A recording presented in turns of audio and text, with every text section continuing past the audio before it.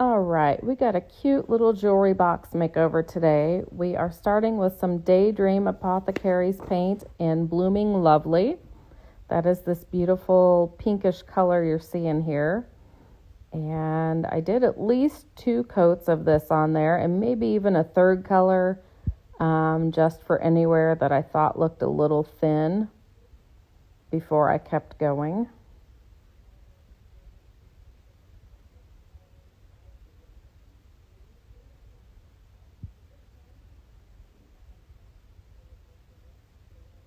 And then I went along the inside.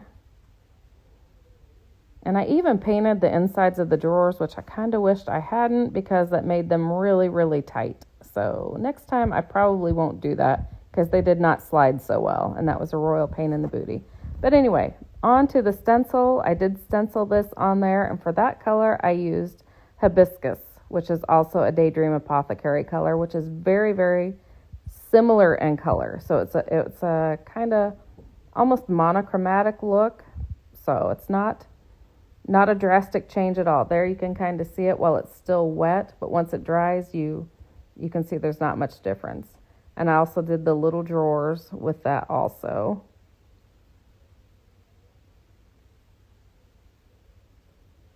Or did them in with the same stencil, and did them the same way. Like I said, while it's wet, you can see it more. You can see the color difference more.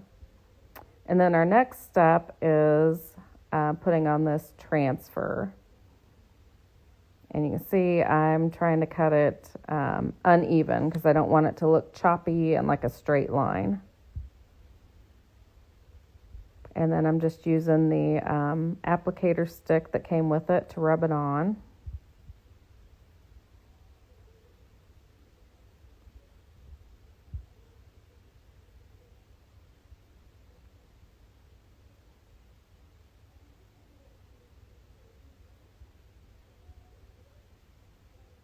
And then I took my little polishing pad. I always use my polishing pad on top of my transfers to make sure they're applied and on there very well.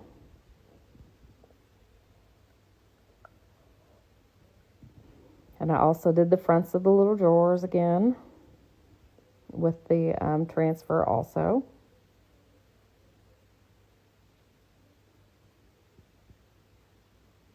And again with the polishing pad.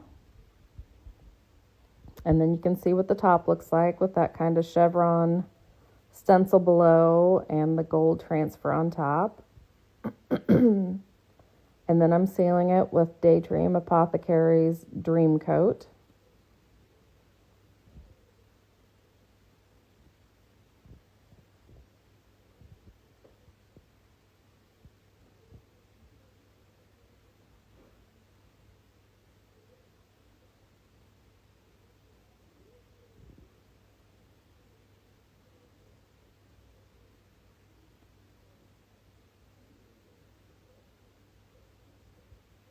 And I will say on the inside for the where it's all the lint and stuff, I took packing tape and kind of wadded it up to get out any of the dirty looking lint or anything that needed cleaned up, is how I got mine clean. What I'm using here is Pentart's, well, I guess I've already moved on, but the big flower, I used Pentart's metallic paint in antique copper, which it looks bronze to me, so. And then for the edges of that big antique copper flower, I used the Blooming Lovely pink around the edges.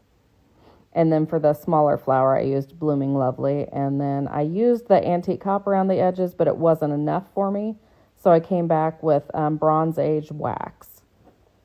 And then what I'm doing here is using some heavy body gel because you can see the cardboard lining there was kind of coming away a little bit. So I just used some heavy body gel in there, and that did the trick to hold that in there.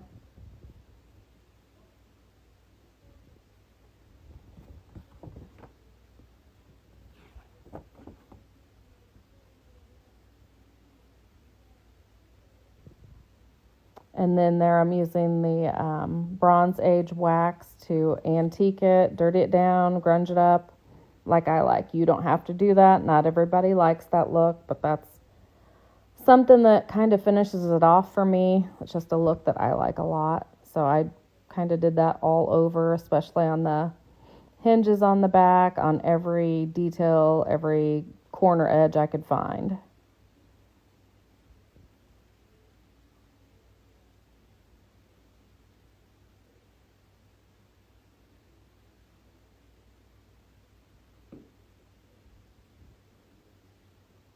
And I think that's the last step. And then you're just going to see the ending picture. So I hope you enjoyed it. It's just a cute little piece. Oh, the green on the leaves is, I think, golden moss too, but I'll have a supply list here too for you. So I hope you enjoyed it. Happy everything.